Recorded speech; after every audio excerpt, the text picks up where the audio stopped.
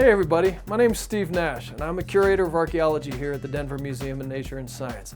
I'm an archaeologist and I've been doing this for a really long time, but I'm not a specialist in any one thing.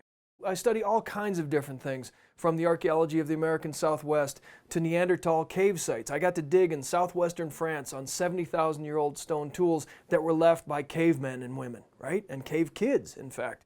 And I've gotten to go to Israel and California and Utah and all kinds of wonderful places looking for objects that people leave behind. But for me, archaeology is more than that. It's not just about the old stuff, it's about the things that are all around us. So if you look in your classroom, look at the garbage can in there, and you can see an archaeological principle in your garbage can by the end of the day. Why? Because the breakfast garbage is at the bottom, the lunch garbage is in the middle, and the afternoon snack garbage is at the top. That's called stratigraphy. You can see archaeology all over the place. One of the fun things about archaeology is getting to go to all other remote parts of the world and do something that's not in your normal course of events. For me, again, it's about learning who we are, but I'm not going to lie to you. Going to Israel was great. Going to southwestern France was great. Going to Mexico was great. I mean, there's all kinds of wonderful things. And what's going to happen for you is that when you get to college, you're going to have all kinds of different opportunities presented to you. I highly encourage you to take advantage of those opportunities because it never gets easier to do this kind of fun stuff, even if you don't go into it for the rest of your life. It's easiest when you're in college. And the reason that I study people, it's partly so that I can learn about those other people, but it's more so that I can learn about all of us. I take the anthropological lens and I turn it right back on us and say, what does what I found out there on the landscape tell us about us who are alive today? And that means all of us who are alive today, not just the people at my museum or the people in my city, all of us, all of the people around the world. If you want to think about archaeology and what archaeologists do, think about your house and think about your living room, your bathroom, your kitchen, just those three rooms, and think about how many different ways you could analyze stuff that's found in those rooms, right? You can describe the art, you can look at the textiles that are in the couch, you could analyze the residues on the toothbrushes, you could do all kinds of different things. And so what's neat for me about archaeology is that there are specialists who come at archaeological research from many, many different angles. For archaeologists, especially in the arid American West, where archaeological sites are so well preserved, it's not a question of how you find something, because there's stuff all over the place. The question is, how do you make sense out of what you find?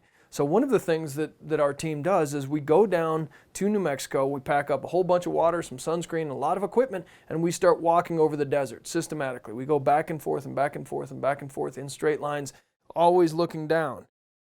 So you're looking for objects that you can find on the landscape, like pottery sherds, like bits and pieces of a stone tool. And this kind of stuff is all over the place.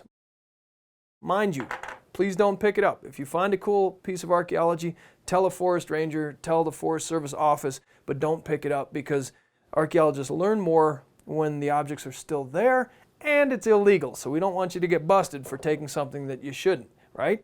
When you find an archaeological site, that's when the real work actually begins because it's a painstaking process of documenting that site. We take lots of photographs, we do tabulations, we do lists of all of the ceramics that we see, we do lists of all the stone tools that we see, we make a map of that place, we do all kinds of things. And so you're out there in the landscape and it's hot and you've got to be really, really careful about what you're recording, and it's interesting and it's cool, but that's where the hard work begins. The walking's the easy part.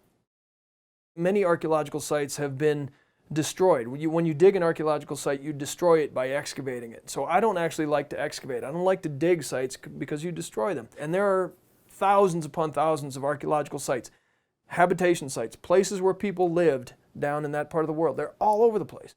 And what we have to do is go through all of those sites and try to find the ones that are most meaningful to us, that can answer our research questions. And then we start analyzing. Ultimately, one day we will do some digging. Right now, we're not doing any digging because we've got modern equipment that can see into the ground. We've got something called ground-penetrating radar, which sends radar signals into the ground. We interpret the signals that come back up, and we can find pit houses, and we can find apartment buildings that way, even though they're buried under the earth. Lots of new technologies have come along recently in which we can look for sites using satellites. There's a system called LiDAR, L-I-D-A-R, and it's laser-based radar, but it's from an airplane 30,000 feet up or something like that, and it's lasers that can see through the forest canopy. And in west central New Mexico where we're working, there's a lot of ponderosa pines there that you can't see through if you're flying over it. But with LiDAR, we'll then be able to see the sites that are underneath those trees. It's really expensive, but that's our goal, is to get a LiDAR survey done of our part of the world. It works many other places, the ancient Maya in Central America, and you can see right through the jungle. It's absolutely amazing. In the American Southwest, think about it as 4 states. It's Utah, it's Colorado, it's Arizona, and it's New Mexico. The archaeology of Arizona and Colorado was really explored in a lot of detail because the sites are so well preserved. Down in the part of west central New Mexico that we work in, it's a beautiful ponderosa pine forest. There's very few people, there's lots of wildlife and so on, and the archaeology just hasn't received the same amount of attention that some of the other parts of the American Southwest has received over the last 100 years. And so what we've got is a situation where people were living in pit houses, they were living in apartment buildings there, and the archaeology that they left behind is really, really interesting, but it just hasn't received a whole lot of attention. We're trying to figure out how people lived in that part of the world. What we've been studying is a culture that archaeologists call the Mogollon. It's an ancient culture. They were farmers. They lived in this part of the world for 4,000 years or so. They're related to the modern day Zuni folks, the Zuni Indians who live at Zuni Pueblo, also in New Mexico. So they're corn farmers, they're hunters, they're gatherers, they're out there making a living in the mountainous portions of New Mexico. And they did wonderful things. They left behind exquisite pottery, really, really beautiful pots, really, really beautiful artifacts of other kinds, textiles and sandals and things like that. But they also left behind this beautiful rock art panel. It's called the Tularosa Rock Art Panel, and that's where we're going to be broadcasting from. All human societies want to explain how they got onto this world. And if you're a Christian, if you're Jewish, if you're Muslim, if you're Buddhist, if you're a Zoroastrian, all these other kinds of religions that the world has ever known has had an origin story that goes along with it. The Tularosa Rock Art Panel represents a big portion of the Zuni Pueblo origin story. And my friend Octavius, who's been hunting in this part of the world since 1969, he is an artist and he is a Zuni cultural elder. That means he's a specialist in the kinds of knowledge that the Zunis hold dear. So, a modern equivalent is a rabbi, a priest, or an imam, or something like that. He's a professional. He is a cultural professional for the Zuni tribe. But he had never seen this rock art panel that we took him to. And once we took it to him, he starts looking at it and he says, oh, this is this, and that's that, and this is something else. And he slowly but surely pulls together a lot of the Zuni origin story. So that was one year. The next year we came back with 4 other Zuni elders. And together, the 5 of them got together and looked at the Tularosa Rock Art Panel. And they saw a human figure with a tail and webbed hands. They saw corn. They saw symbols of the journey that the Zunis had taken. And guess what, folks? Instead of me coming up with guesses, frankly, about what those symbols meant, we got to listen to Octavius and his friends and learn about what those things really meant to the Zuni people. And you know what? Their explanation is so much richer than any explanation I could come up with, because his people are connected to the people that made that rock art. I can have ideas, but what we're getting is the real story as it's understood by the Zuni Pueblo people today, and that's really cool. For a long time, for 100 years, archaeologists would go out and they would dig sites, and they would take stuff back to a museum and they'd analyze it, and that would be the end of the story, right? It's just me, a guy from Chicago, analyzing stuff and being done with it.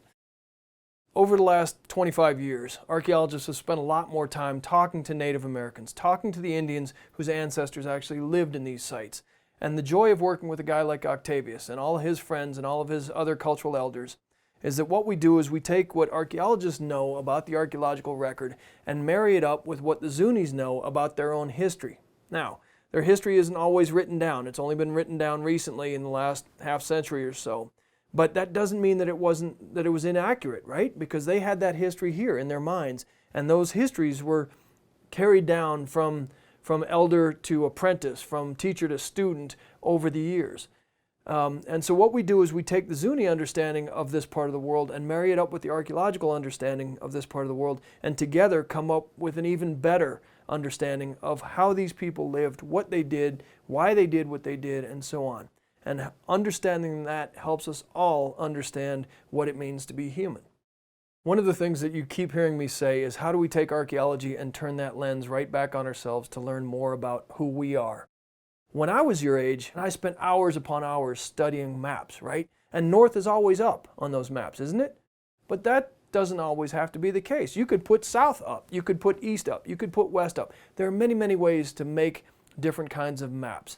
And Octavius and his friend Jim, who is the director of the Zuni Cultural Institute and Museum, put together a project some years ago called the Zuni Map Art Project. Why? Because they realized that the maps that are published out there don't mean much with regard to the points of reference, to the places out there on the landscape that the Zunis find important culturally. Now, they still take the highways, they take the roads, they do all of that kind of thing. The point is that Rand McNally maps and GPS maps don't have the places that are important to them. So they started putting together a project to get artists and cultural elders to work together to create new maps that have points on the landscape that are more important to them. So it may be Mesa Verde National Park, it may be Chaco Canyon, all these wonderful archaeological sites. But what if we put your school's map art project out there? What's most important to you? It may not be where the gas station is, it may be where your baseball field is, right? Or where the playground is, or where the best food is. So you could take a map of your own neighborhood and make it looks completely different from the GPS map that you drive around in, because those points aren't important to you, right? How about that shortcut on your way home that your parents don't like you taking, but you think is so much fun? You could put that on your map. That's the whole point of the Zuni Map Art Project, is that it's communicating so much more about a landscape that's rich and interesting and fun that may not be represented on other kinds of maps. You guys can do that. So I'm going to give you a challenge. Let's see if you can put together a piece of map art about the significant points in your neighborhood.